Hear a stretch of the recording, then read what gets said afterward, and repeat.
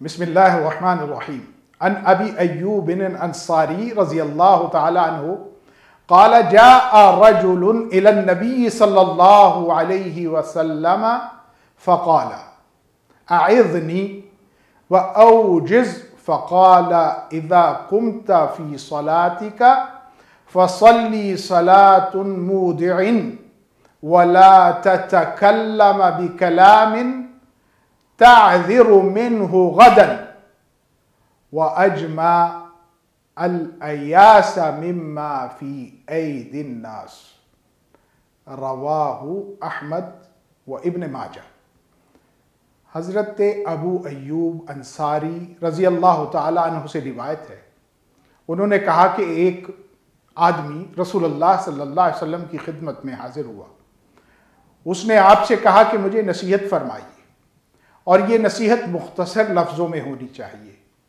آپ صلی اللہ علیہ وسلم نے فرمایا، تو نماز میں کھڑا ہو تو اس شخص کی سی نماز پڑھ جو رخصت کیا جا رہا ہے، اور ایسی بات منہ سے نہ نکال جس کے بارے میں کل تمہیں معذرت کرنی پڑے، اور لوگوں کے ہاتھوں میں جو ہے اس سے قطعی طور پہ مایوس ہو جا۔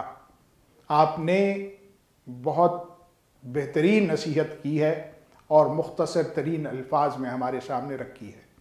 سب سے پہلی عبادت، نماز کی ادائیگی، جو ایک مسلمان پر 5 وقت فرض ہے۔ آپ نے فرمایا کہ جب نماز کے لیے کھڑا ہو تو یہ تصور باندھ لے کہ یہ میری آخری نماز ہو سکتی ہے، میں جانے والا ہوں۔ پھر وہ نماز تمہارے لیے راحت کا سامان کرے گی، پھر وہ نماز تمہارے لیے اللہ کی محبت کے دروازے کھول دے گی، اور تمہیں ایسا سرور نصیب ہوگا کہ جو اس تصور کے بغیر ممکن نہیں ہے۔ دوسری بات آپ نے فرمائی کہ تم اپنی زبان سے، اپنے منہ سے کسی بھی ایسی بات کو نہ کہے کہ جس کو کہنے کے بعد کل تجھے معذرت کرنی پڑے۔ دوسری بات آپ نے زبان کے استعمال کے سلسلے میں نصیحت فرمائی کہ ہم بلا سوچے سمجھے باتیں کرتے ہیں اور بعد میں ندامت اٹھاتے ہیں، بعد میں معذرتیں کرنی پڑتی ہیں۔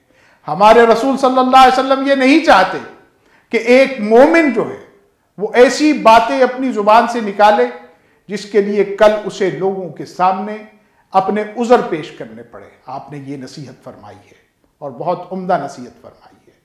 اور تیسری نصیحت جو آپ نے فرمائی وہ یہ ہے کہ لوگوں کے پاس جو کچھ ہے اس سے تو مایوس ہو جا، اس کی طلب تیرے دل میں نہ ہو۔ جو ان کے پاس ہے وہ ان کے پاس ہے، تو اس کا لالچ مت کر، بلکہ اپنے زندگی کو اپنے مال و اسباب کی حد تک محدود رکھ۔ تو یہ 3 نصیحتیں بہت عمدہ نصیحتیں ہیں۔ اس پر عمل کرنے والا عبادت کا بھی مزہ پاتا ہے، اس پر عمل کرنے والا بد زبانی اور اس کے نتائج سے بھی محفوظ رہتا ہے، اور اس پر عمل کرنے والا لالچ سے بھی بچا رہتا ہے اور وہ کامیاب ہو جاتا ہے۔ اللہ تعالیٰ ایسی کامیابیاں ہم سب کو عطا فرما دے، آمین۔ وصلی اللہ علی نبینا محمد وعلی آلہ وصحبہ اجمعین۔ اللہم صلی علی سیدنا محمد وعلی آلہ وصحبہ وسلم۔ اللہم صلی علی سیدنا محمد وعلی آلہ وصحبہ وسلم۔